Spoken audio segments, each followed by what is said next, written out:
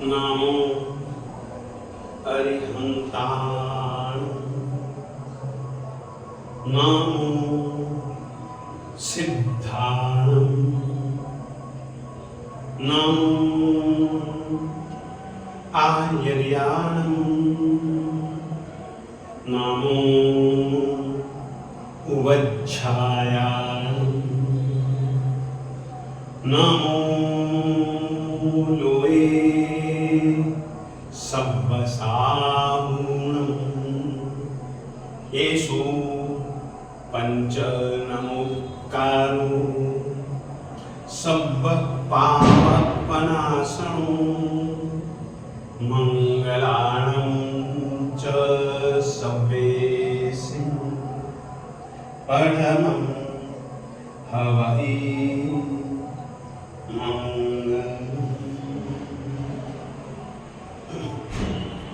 नामाकृति द्रव्यभावहि उन्नतस्त्री जगज्जनम क्षेत्रे काले च सर्वस्मिन् अर्हता समुपास्महे।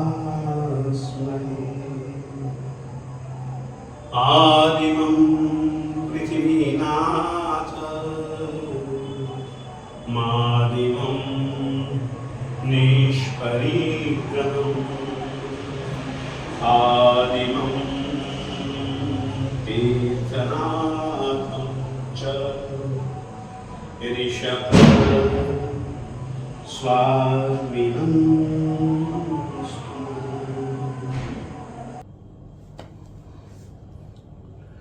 अल्पश्रुतं श्रुतवतां परिहासधाम त्वद्भक्तिरेव मुखरीकुरुते बलान् मां यत्कोकिलः किल मधौ मधुरं विरौते तच्चारुच्यूतकलिकानिकरैकहेतुः। अभी तक स्तुतिकार महोदय ने अलग अलग तरीकों से यह बताने का प्रयास किया कि साहिब जी,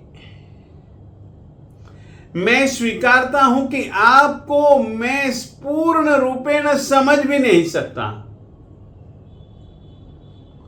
पूर्ण रूपेण कथन करने की तो कल्पना भी क्या कर सकता हूं, फिर भी आपकी स्तुति करने के लिए तैयार हुआ हूं, स्तुति करूंगा भी।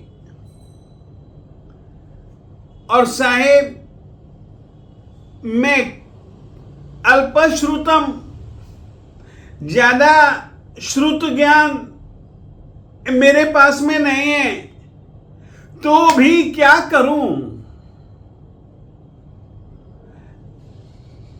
आपका गुणों का समूह ही ऐसा है जो कि मुझको बोलने के लिए मजबूर कर रहा है, मुझको धक्का दे रहा है कि चल कर, चल कर, चल कर, स्तुति कर। हमेशा लगभग 12 महीनों में से 10 महीने तक चुपचाप रहने वाली, बोलने की शक्ति होने पर भी न बोलने वाली कोयल जो ही चैत्र मास आता है, आम के पेड़ के ऊपर मंजरियां, और उन मंजरियों को देख करके, उन मंजरियों की गंध से अभिभूत बनी हुई वह खूब चहकती है, खूब बोलती है। उसके बोलने के पीछे कारण केवल इतना ही है कि वो मंजरियां, साहब, आपके विषय में गाना और आपके विषय को बोल बोल बोल बोल बोल बोल बोल बोल करके बताना, साहब, मेरे दिल को इस काम के लिए मजबूर आपके गुणों का समूह ही मुझको इस तरीके से मजबूर बना रहा है, और कोई चीज नहीं है साहब। ये गुण क्या चीज है, और परमात्मा में ऐसे गुण कौन से हैं?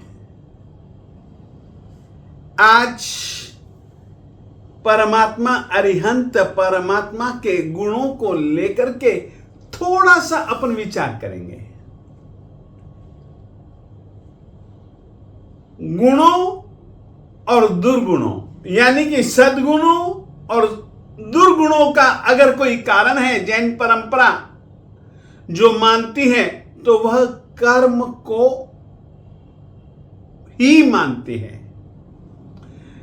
कर्मों के कारण से ही दुर्गुण और कर्मों के कारण से ही सद्गुण।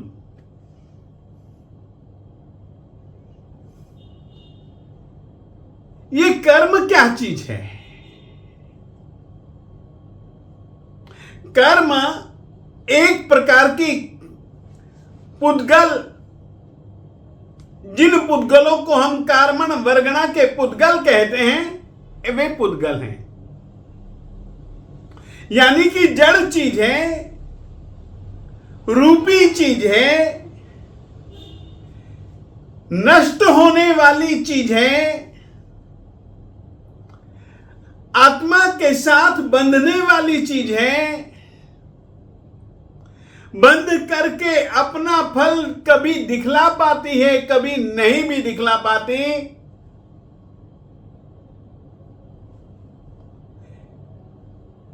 कभी दिखला करके नष्ट हो जाती है, तो कभी दिखलाए बिना नष्ट हो जाती है फल। ऐसी चीज का नाम है कार्मण वर्गणा। कार्मण वर्गणा पूरे लोक में है, परंतु कोई भी आत्मा हो, अगर वह संसारी है, संसारी में भी चाहे वह त्रस है या स्थावर है,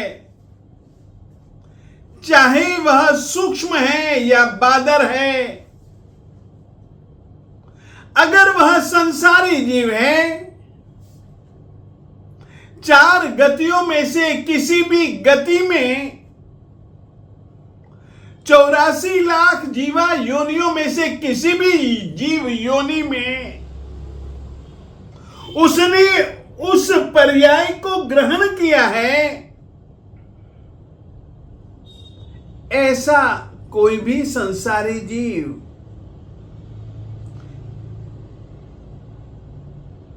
कीरई जियेण हेउहिम जेणम तो भन्न एकम्मम। जीव के द्वारा जो कर्म बंधन के कारण हैं, जैसे कि 5 कारण हैं, मिथ्यात्व, अविरति, प्रमाद, कषाय और योग। मिथ्यात्व यानी कि जो अरिहंत परमात्मा ने परम सत्य तत्व बतलाए हैं, और उन तत्वों का जैसा अर्थ, जैसा विस्तार उन्होंने बतलाया है, उन्होंने बिल्कुल यथार्थ कहा है। कारण केवल इतना है कि उन्हें केवल ज्ञान और केवल दर्शन की प्राप्ति हो चुकी है।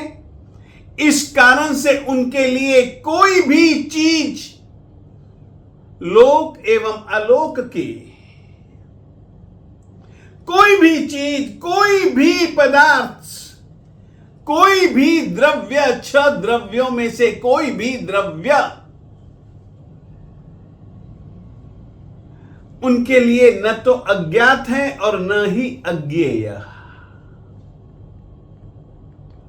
वे जो बतलाते हैं बिल्कुल यथार्थ बतलाते हैं। उनके द्वारा बताए गए तत्वों के अर्थ पर श्रद्धा न करना, उनको न स्वीकारना, उनको न मानना, न्यूनाधिक रूप से मानना, यह मिथ्यात्व कहलाता है। जीव मिथ्यात्व के कारण से सबसे ज्यादा कर्म बांधता है। मानता हूं कि अविरति, प्रमाद, कषाय और योग ये भी हेतु हैं, परंतु याद रखिएगा, यदि मिथ्यात्व नहीं है ना, तो अविरति, प्रमाद, कषाय, योग से फिर वह कर्मों को बांधेगा। मगर मिथ्यात्व अगर है तो फिर तो पांचों कारणों से ही मिथ्यात्व, अविरति, प्रमाद, कषाय, योग, इन पांचों कारणों से वह कर्म बांधेगा। माना कि किसी कारण से मिथ्यात्व से संबंधित कर्म प्रकृतियों का उपने उपशम, उसने उपशम, उपशम क्षय या क्षयोपशम कर दिया, समकित पा लिया, तो फिर वह जीवात्मा जब तक समकित की दशा में है, व्रती नहीं बना, तब तक तो वह अविरति, प्रमाद, कषाय, योग, इन चार से ही कर्म बांधेगा। मगर यदि मिथ्यात्व उदय में है तो पांचों कारणों से वह कर्म बांधेगा। मिथ्यात्व मूल है। कीरई जियेन हेउहिम, हेतु कर्म बंधन के 5 हेतुओं में से पहला और प्रमुख और सबसे ज्यादा प्रबल,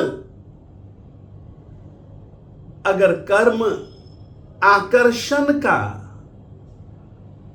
और कर्म बांधने का मुख्य कारण मिथ्यात्व है।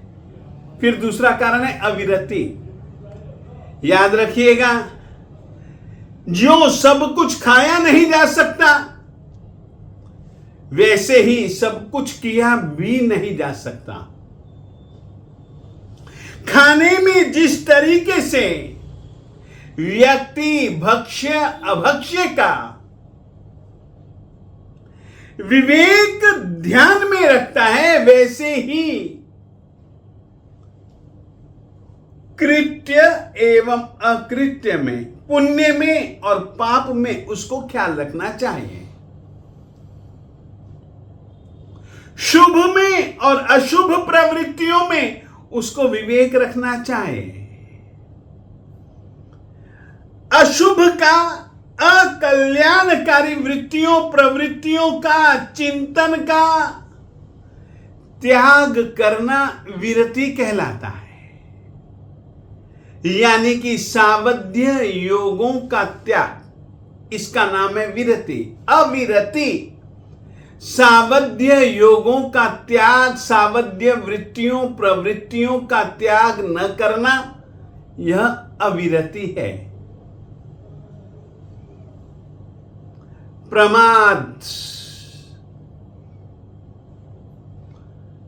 परमात्मा जिनेंद्र परमात्मा ने जिस तरीके से साधक को मानव जीवन की सफलता के लिए जो जो कुछ करने के लिए कहा, उसमें नीरसता, उसमें उत्साहहीनता, ये प्रमाद है। उन चीजों को भूल जाना, याद रखना ही नहीं, अरे याद क्या, पढ़ना भी नहीं, स्वाध्याय भी नहीं करना। जो अनुत्साह वृत्ति के, स्मृति भ्रंश के जो कारण है ना, उन सब कार्यों को करना वह प्रमाद है। प्रमाद के 5 भेद भी हैं, मद्य, विषय, कषाय इत्यादि 8 भेद भी हैं। ये प्रमाद है। कषाय, कश यानी कि संसार, 4 गति रूप संसार, नरक गति, त्रियंच गति, मनुष्य गति और देव गति रूप संसार। ऐसे संसार का आय लाभ जिन वृत्तियों से हो, जिन प्रवृत्तियों से हो, वे वृत्तियां प्रवृत्तियां किसी भी रूप में, बादर या सूक्ष्म रूप में हो, वे वृत्तियां भी कर्म बंधन के हेतु हैं। योग मन वचन काया का व्यापार, इससे भी हमेशा कार्मण वर्गणा अंदर आती है। कीरई जियेन हेउ हिम, हेतुओं के कारण जीव जो करता है वह कर्म कहलाता है। कर्म कार्मण वर्गणा के पुद्गल जब आत्मा से जुड़ जाते हैं तब वे कर्म कहलाते हैं। जब वे आत्मा के प्रदेशों के साथ में जुड़ जाते हैं तब उनमें फलदान की शक्ति अपने आप पैदा होती है।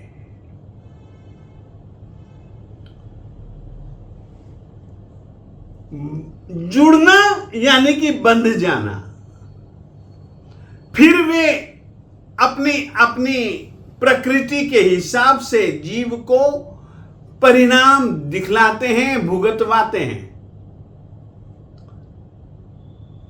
जीव को वे कर्म 8 रूपों से परिणाम दिखलाते हैं और उनकी वैसी प्रकृति के कारण उनका वैसा वैसा नाम रखा गया। 8 कर्मों में से 4 कर्म आत्मा के गुणों का घात करते हैं। इसका मतलब क्या हुआ? आत्मा में जितने भी गुण हैं उन सभी के सभी गुणों का समावेश केवल 4 यानी कि मात्र 4 में उन सब का समावेश किया जाता है। और वे ही 4 कर्म आत्मा में जितने भी गुण निहित हैं उन गुणों का न्यूनाधिक रूप से नाश करते हैं।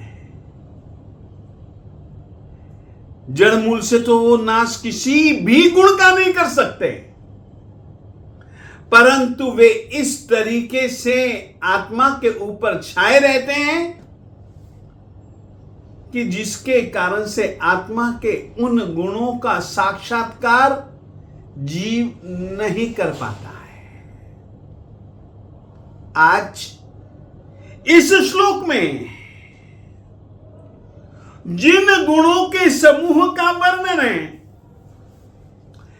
वे गुण मात्र आत्मा से संबंध रखते हैं, देह से नहीं। और परमात्मा के आत्मवर्ती, आत्मा में सहज रूप से पाए जाने वाले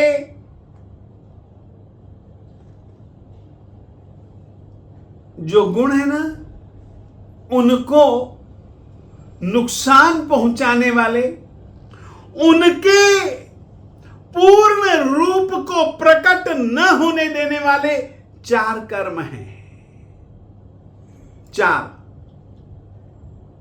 उन 4 कर्मों का नाम है ज्ञानावरणीय, दर्शनावरणीय, मोहनीय और अंतराय।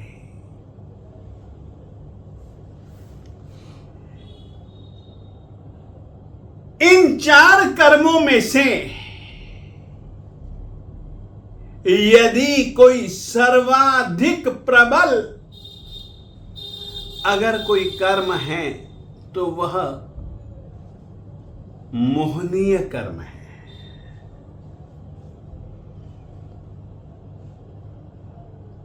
अब अपन लोग इस चीज को थोड़ा सा दूसरे ढंग से समझें। यदि मोहनीय कर्म का उदय है तो ही समझ करके चलो कि ज्ञानावरणीय, दर्शनावरणीय और अंतराय कर्म का अस्तित्व है।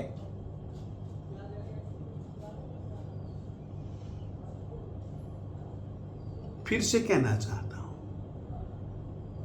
इन 4 घाती कर्मों में से यदि कोई सर्वाधिक प्रबल कर्म है तो वह कर्म है मोहनीय कर्म।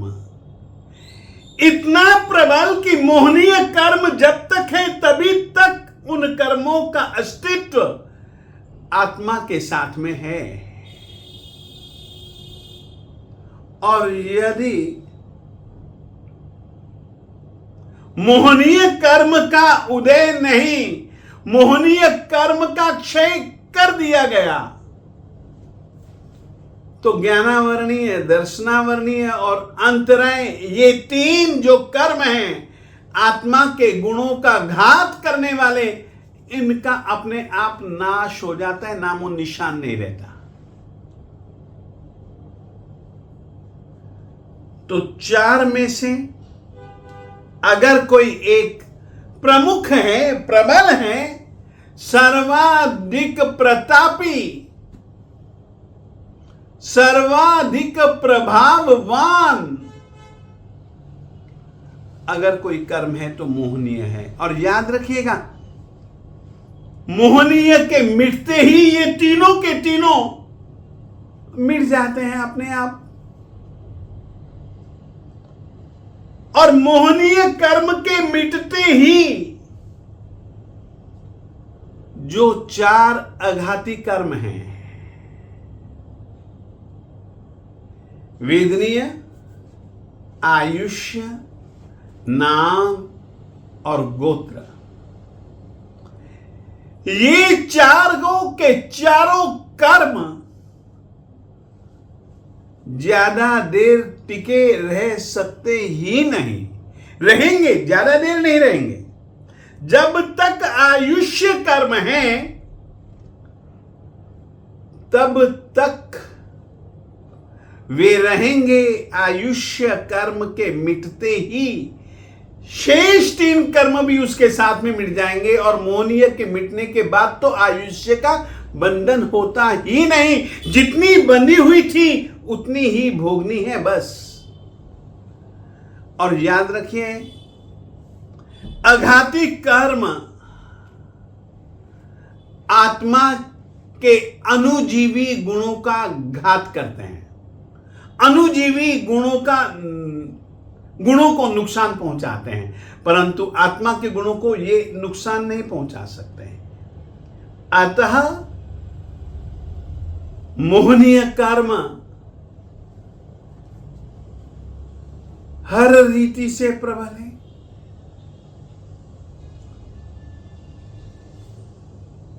तो 4 घाती कर्म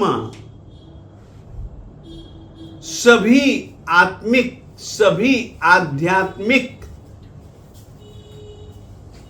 गुणों को नुकसान पहुंचाते हैं। वे 4 कर्म हैं, ज्ञानावरणीय, दर्शनावरणीय, मोहनीय और अंतराय। आज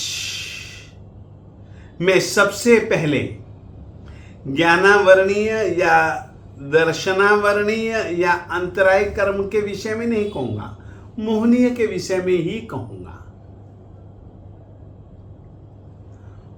मोहनीय में 2 प्रकार की विशेष ताकतें हैं। इसीलिए मोहनीय कर्म के मुख्य रूप से यूं तो तीन और यूं कहूं तो मुख्य रूप से केवल दो ही भेद हैं, दर्शन मोहनीय और चारित्र मोहनीय।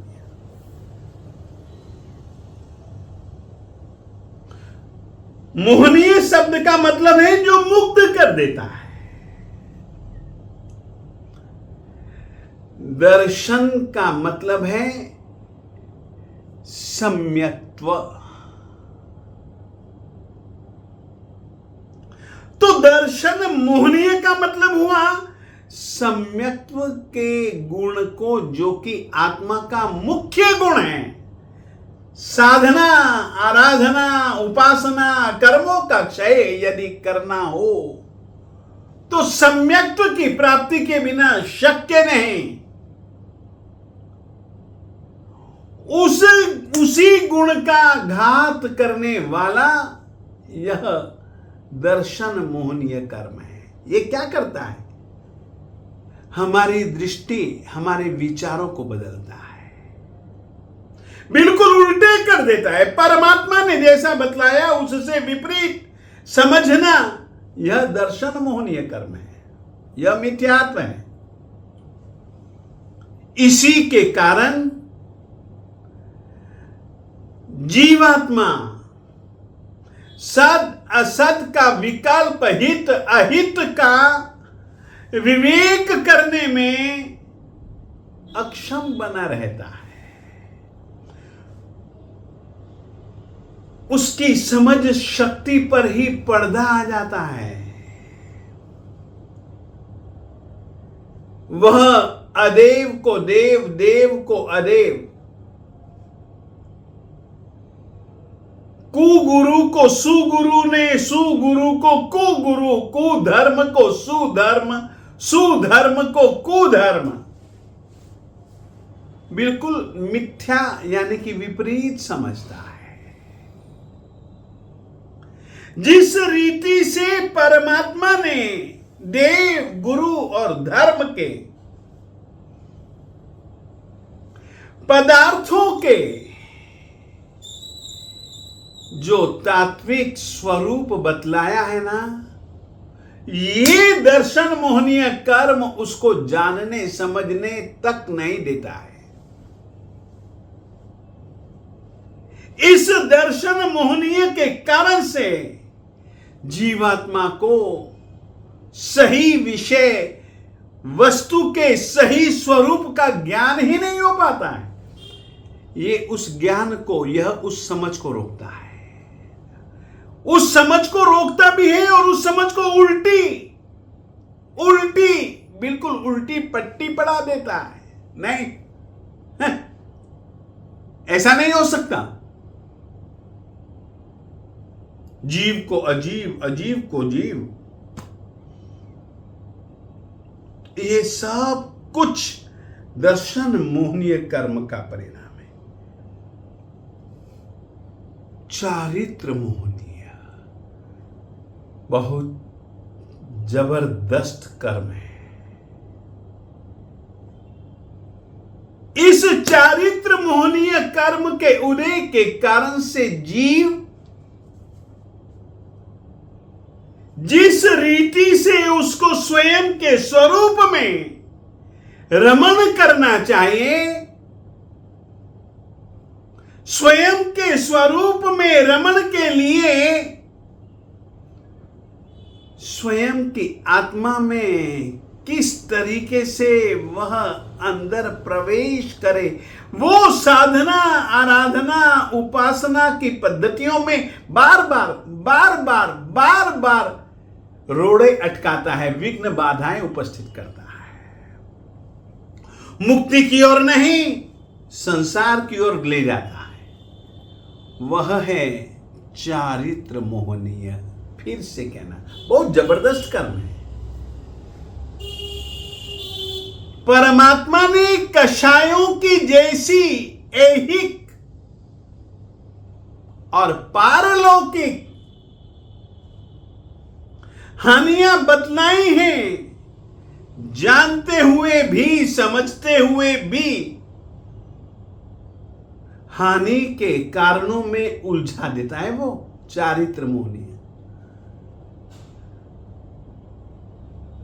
और उसके कारण से आत्मा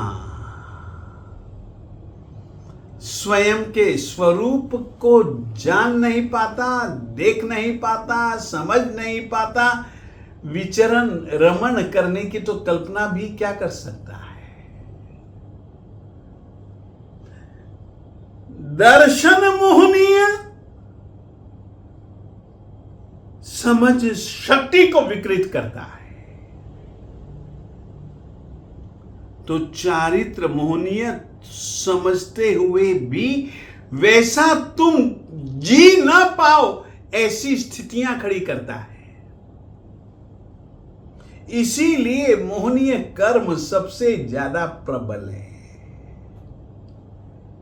विचार शक्ति, समझ शक्ति को सही नहीं रहने देता, वो दर्शन मोहनीय कर्म। चारित्र मोहनीय कर्म जिस तरीके से आत्म तत्व को पा करके उसमें स्थिर रहा जा सकता है, यथाख्यात यथा आख्यात जिस तरीके से परमात्मा ने कहा है उस तरीके की क्रियाएं, उस तरीके की साधनाएं करने नहीं देता। साधनाओं में कैसे अटकने, रोड़े ज्यादा से ज्यादा कैसे उपस्थित किया जाए, ये चारित्र मोहनीय कर्म है। इसीलिए मेरे देवताओं, जब तक मोह है, जिनमें रस नहीं उनमें रस दिखलाने का काम ये मोह करता है।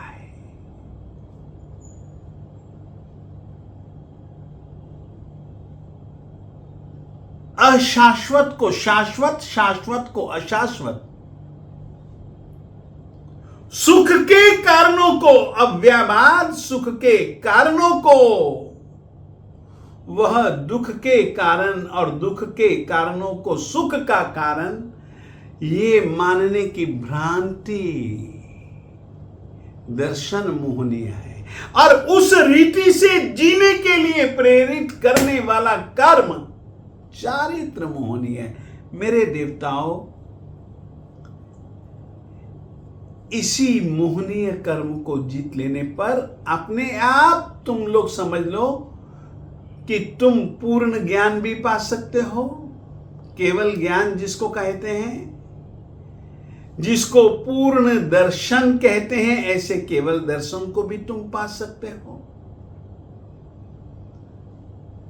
कोई भी चीज फिर ऐसी नहीं जो कि तुम्हारी आत्मिक शक्ति को रोक सके। अंतराय कर्म मिट गया ना। अतः आज परमात्मा के जो आत्मिक गुण हैं उनको हमें देखना है। इन चार कर्मों के क्षय से जो केवली आत्मा को, जिनेंद्र भगवंत की आत्मा को जो 10 अनुत्तर का मतलब है उनसे श्रेष्ठ कुछ भी नहीं, न उत्तर। अब जो उनको प्राप्त हुआ है उसके बाद में कुछ प्राप्त करने जैसा नहीं रहा उस विषय में। ऐसे गुण जो होते हैं वे अनुत्तर गुण कहलाते हैं।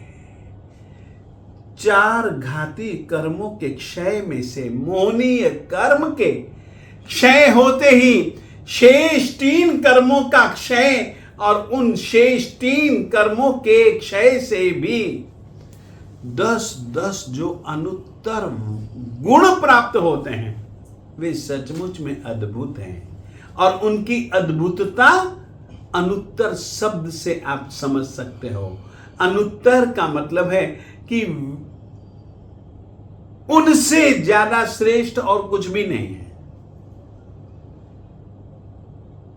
फिर उनका अनुत्तर ज्ञान, अनुत्तर दर्शन, अनुत्तर चारित्र, अनुत्तर वीर्य, इत्यादि अद्भुत चीजें उनको प्राप्त होती हैं। निकरैक हेतु वो गुणों का समूह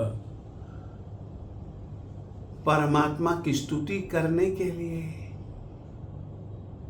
जिस प्रकार से कोयल को आम के पेड़ पर उगी हुई मंजरियां उसको बुलवाने के लिए विवश कर देते हैं, बोलने के लिए उसको विवश कर देते हैं, वैसे ये 10 अनुत्तर, इनकी चर्चा अपन लोग धीरे धीरे कल करने वाले हैं। किस किस कर्म के क्षय से कैसे कैसे दोष दूर होते हैं, इनकी भी चर्चा अपन करने वाले हैं। तो ये सब गुण का समूह परमात्मा की स्तुति करने के लिए स्तुतिकार आचार्य श्री मानतुंग सुरेश्वर जी महाराज साहेब जी को विवश कर चुका है, विवश कर चुका है,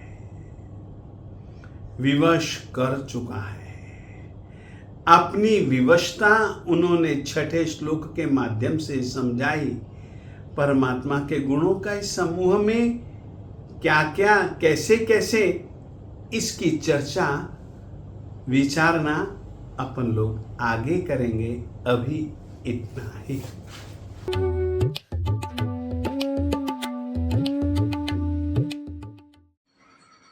जय जिनेश्वर देव जी। संदेश ग्रुप के जरिए मुझे भक्तांबर की क्लासेस ज्वाइन करने का मौका मिला। इससे मेरे स्वाध्याय में, जानकारी में, भक्तांबर से स्रोत रिलेटेड जानकारी में वृद्धि हुई और मुझे गुरु जी के प्रवचनों के जरिए भगवान के जन्म कल्याणक, दीक्षा कल्याणक, केवल ज्ञान कल्याणक महोत्सवों में जाने का मौका मिला। कल्पना में ही सही मुझे इन कल्याण महोत्सव में जाने का मौका मिला, तो मुझे इतना आनंद आया कि मुझे लगा कि मेरे भवों का पार इन महोत्सवों में जाके ही हो सकता है। मैं अगले जन्म में यही चाहूँगी कि मेरा जन्म महाविद्या क्षेत्र में हो और मेरी आत्मा गुण स्थानकों में जाकर, मिथ्यात्व से आगे जाकर संव्यक्त में गुण स्थानक में जाकर वहाँ पर भगवान श्री मंदिर स्वामी जी का उपदेश सुनकर हम भवों से पार कर सकें। यही मेरी मंगल कामना है। और बाकी संदेश टीम को मैं तहे दिल से शुक्रिया अदा करना चाहती हूँ, जिसने हज़ारों लोगों को इस स्वाध्याय में जुड़ने का मौका दिया। धन्यवाद।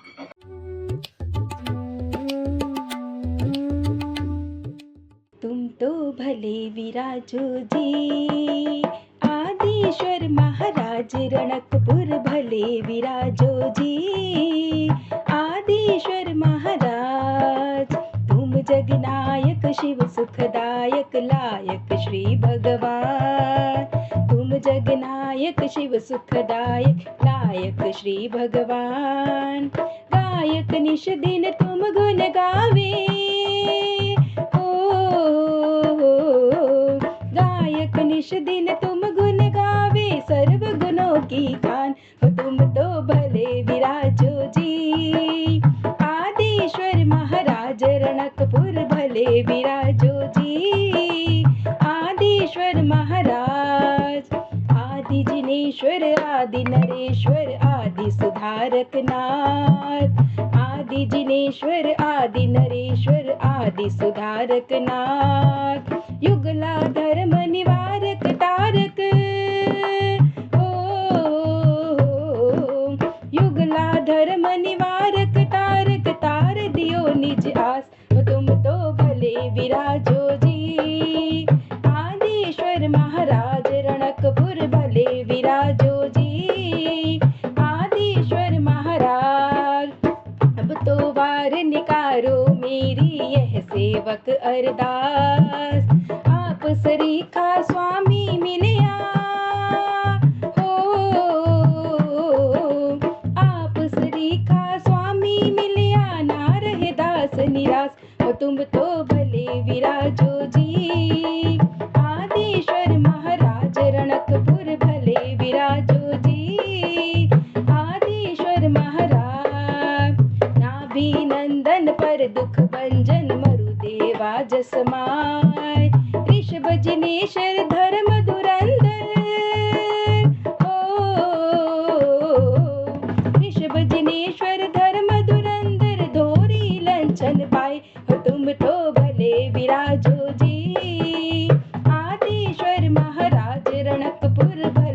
विराजो जी आदिश्वर महाराज।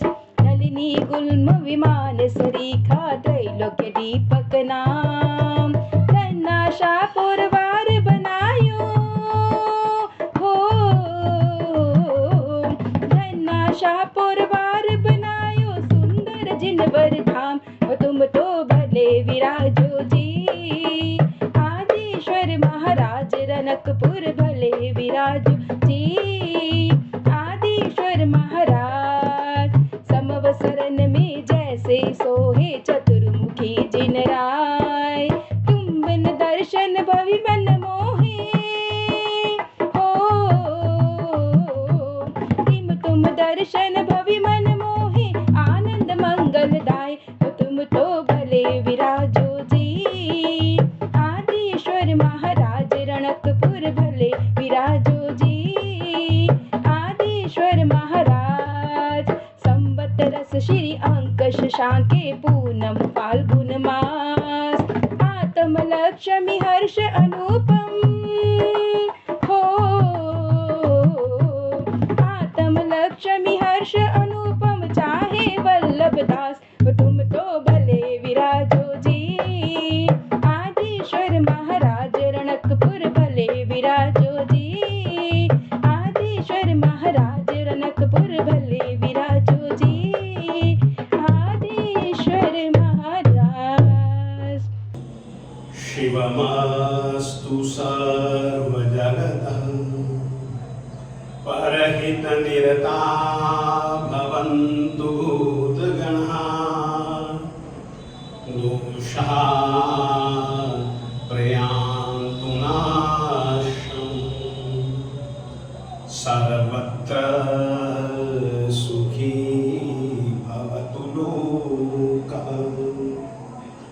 सर्वमङ्गलमाङ्गल्यं सर्वकल्याणं